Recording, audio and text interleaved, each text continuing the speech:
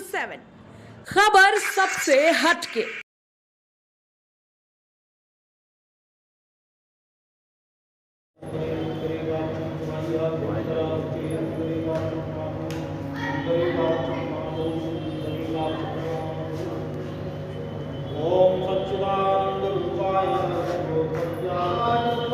वक्षस्थले कौस्तुभं नासाग्रे वर्मौक्तिकं करतले वेणुः करे कङ्कणं सर्वाङ्गे हरिचन्दनं सुललितं कण्ठे च मोदते गोपालचूडामणि कृष्णाय वासुदेवाय हरये परमात्मने प्रणतः क्लेशनाशाय श्रीगोविन्दाय नमो नमः। लड्डूगोपालाय नमः। युवधारणे नमः। श्रीपुराणपुरुषोत्तमाय नमो नमः।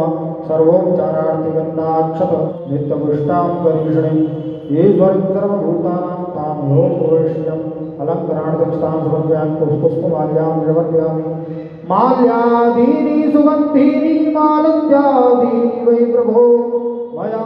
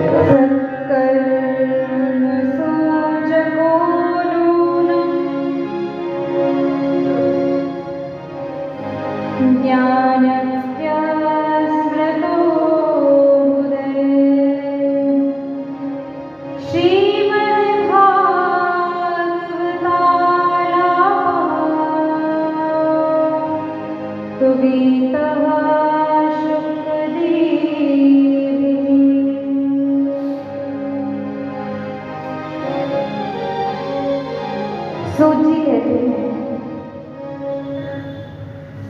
हे सांसारिक ऋषियों, अब तक आपने सुना कि किस प्रकार सभी लोकों में पृथ्वी लोक सर्वश्रेष्ठ है। क्यों? क्योंकि यहाँ पर भगवान के भक्त निवास करते हैं और भक्तों में भी जो भगवान के परम भक्त हैं वो संत निवास करते हैं। इस कलिकाल में जो व्यक्ति सदैव मेरे नाम में विलीन रहता है, जो पूरे संसार को त्याग कर केवल मेरा आश्रय लेता है, जो कभी धन के पीछे नहीं दौड़ता, इन संसारिक रिश्तों के पीछे नहीं दौड़ता, जिसके लिए केवल एक मैं ही सर्वश्रेष्ठ हूं, वो मेरे हृदय में विराजमान होता है। जो उच्च स्वर में सदैव मेरा कीर्तन करता है, जो मेरे कीर्तन में हाथ उठाकर मुझे पुकार कर मुझे बुलाता है, नृत्य करता है, मैं उसका दास बन जाता हूँ। सूजी कहते हैं, हे ऋषियों, कल आपने मुझसे एक प्रश्न किया कि इस कलयुग में ऐसा कौन सा मार्ग है जिससे भगवत प्राप्ति सरल हो जाए। हम कलयुगी जीव ऐसा क्या करें कि भगवान की भक्ति हमारे हृदय में विराजमान हो जाए और बहुत ही सरलता से हमें प्राप्त हो।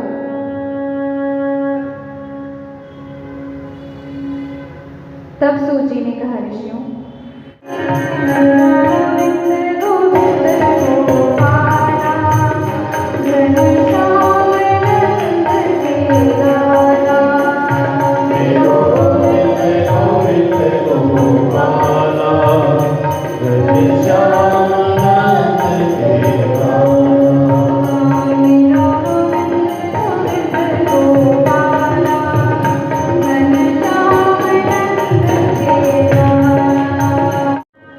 एक संत मिले, संत हृदय नवनीत समाना।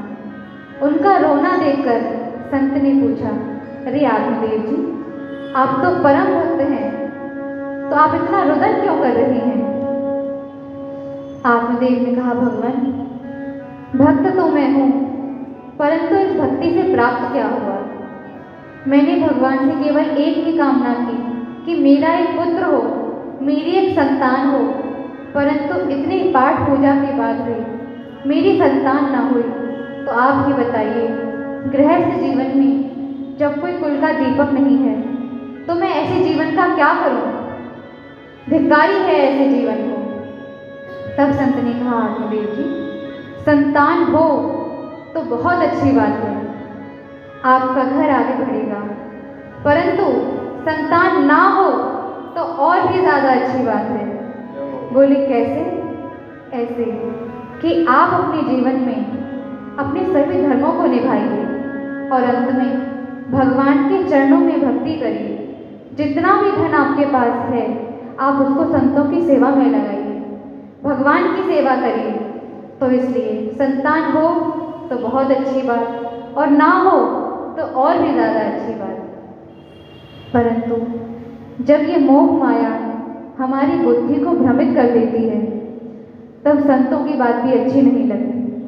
आत्मदेव जी ने हाथ जोड़कर कहा, भगवान, मुझे ये सारी बातें नहीं सुननी, आप मुझे ये बताओ कि आपके पास कोई भी साधन है कि मेरी संतान हो जाए, नहीं तो मैं अभी अपने प्राण त्याग दूंगा।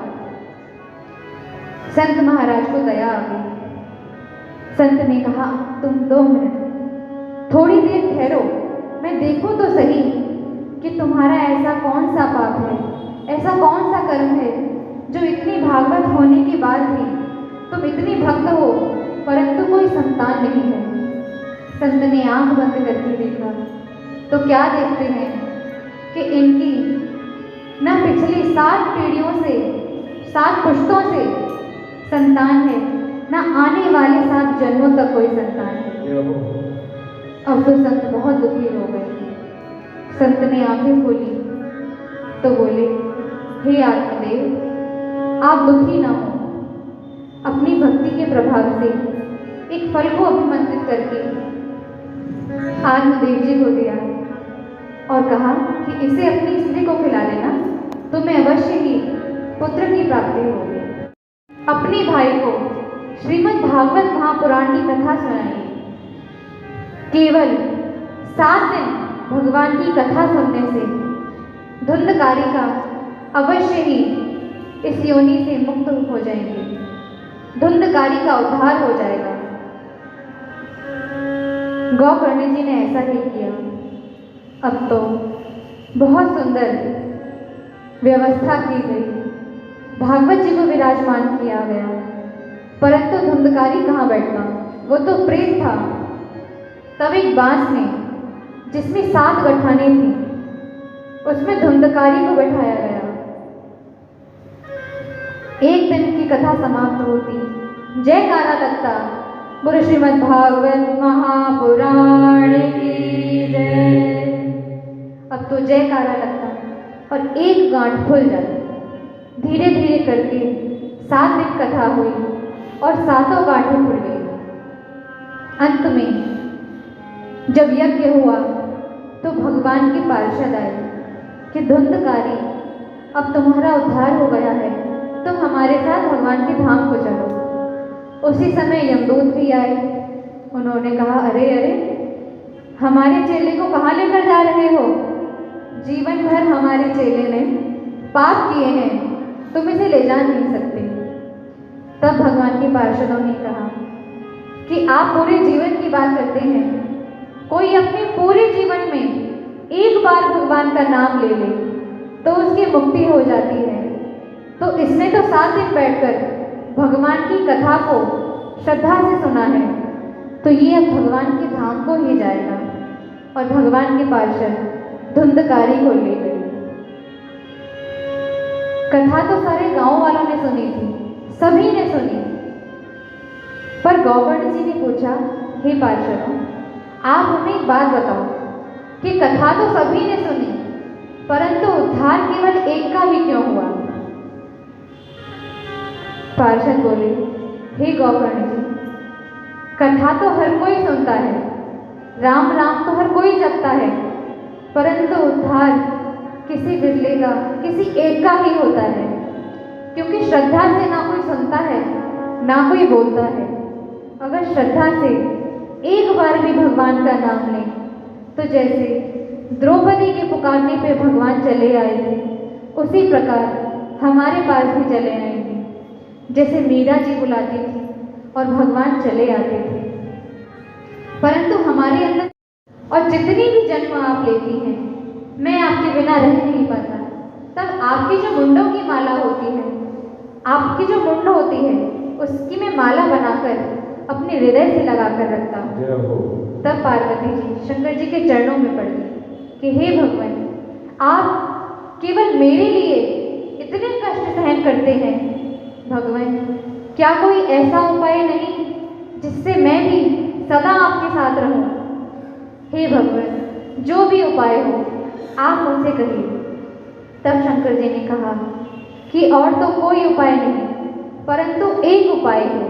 बोले क्या? बोले अमर कथा। और वो अमर कथा क्या है? श्रीमद् भागवत महापुराण। जो भी व्यक्ति इस कथा को सुनता है वो अजर अमर हो जाता है। उसे योनियों में दोबारा आने की जरूरत नहीं पड़ती, वो केवल भगवान का हो जाता है। तो पार्वती जी ने कहा, भगवान तो देरी किस बात की, आप मुझे श्रीमद् भागवत महापुराण की कथा सुनाइए। तब भगवान शंकर पार्वती जी को लेकर अमरनाथ की ओर गए और अमरनाथ की एक गुफा में बैठकर 8 योजन तक की वायु भगवान शंकर ने रोक दी। और वहाँ से जितने भी जीव थे, कीट पतंगे, सब वहाँ से चले गए। क्यों? क्योंकि भगवान की कथा सुनने के वही अधिकारी हैं जिन पर भगवान की स्वयं कृपा हो, जिन पर संतों की कृपा हो। वरना ऐसा कोई नहीं जो भगवान की कथा का अधिकारी हो।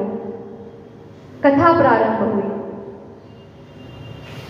अब तो भगवान शिव ने भगवान के चरणों में ध्यान लगाया और पार्वती मैया को कथा सुनाना प्रारंभ किया। परंतु वहाँ पार्वती जी अकेली नहीं, कोई ऐसा भी था जो भगवान की कथा को सुन रहा था। वो थे श्री सुखदेव भगवान। कौन सुखदेव भगवान? जो कि श्री राधा रानी की परम प्रिय सुख थे। उन्होंने एक बार जब राधा रानी ने देखा कि भगवान बड़े क्रोध में, अब क्रोध में भी कैसे? कोई व्यक्ति होता है, या तो उसे क्रोध आए ही ना, और जो एक बार क्रोध आए फिर पूरे घर में कोई ऐसा व्यक्ति नहीं जो उनके सामने बोल जाए। तो भगवान को जब क्रोध में देखा तो राधा रानी ने पूछा कि भगवान, आप तो कभी क्रोध में नहीं आते, आज ऐसी क्या बात है जो आप इतने क्रोध में हैं? अब तो भगवान ने कहा, हे राधा रानी, अब मैं तुम्हें क्या बताऊं? सीख मिलती है कि जीवन में कितना भी कुछ हो, परंतु अगर भगवान की शरण ले ली तो कोई भी वस्तु इतनी बड़ी नहीं कि हम उसे त्याग ना पाए। क्योंकि भगवान का नाम इतना आनंदमय है कि सब वस्तु तुच्छ है उसके आगे। सूत जी कहते हैं, राजन, आज आपने श्री सुखदेव भगवान का परम मंगलमय चरित्र सुना। कल हम आगे की कथा श्रवण करेंगे, जिसमें सुनेंगे कि जो भगवान के परम भक्त परीक्षित जी हुए, उनको श्राप क्यों लगा और किस प्रकार भगवान अपनी भक्त की रक्षा करते हैं। आज आप हम सब थोड़ी देर भगवान का नाम संकीर्तन करेंगे, उसके बाद आरती और आगे की कथा कल से श्रवण करें।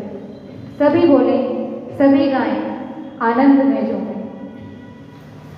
जय जय राधा रमण हरि बोल, जय जय राधा रमण हरि बोल, जय जय राधा रमण हरि बोल, जय जय राधा रमण हरि बोल। जय हरि बोल, हरि बोल, हरि बोल, हरि बोल, हरि बोल हरि बोल हरि बोल हरि बोल, हरि बोल, हरि बोल, हरि बोल, हरि बोल हरि बोल हरि बोल। जय जय राधा रमण हरि बोल। बोल जगपंच बोल सन्मार्ग बताने वाला है, बिगड़ी को बनाने वाला है, बिगड़ी को बनाने वाला है, बिगड़ी को बनाने वाला है। मधुर बोल जगपंच बोल सन्मार्ग बताने वाला है, बिगड़ी को बनाने वाला है, बिगड़ी को बनाने वाला है, बिगड़ी को बनाने वाला है। श्री राम यही घनश्याम यही, श्री राम यही, घनश्याम यही, प्रभु की महिमा की याद की, पापियों को पाप से निजात की। श्री भागवत भगवान की हरिदास की, पापियों को पाप से हटार की। श्री भागवत भगवान की है याद की, पापियों को पाप से निजात की। श्री भागवत भगवान की हरिदास की, पापियों को पाप से हटार की।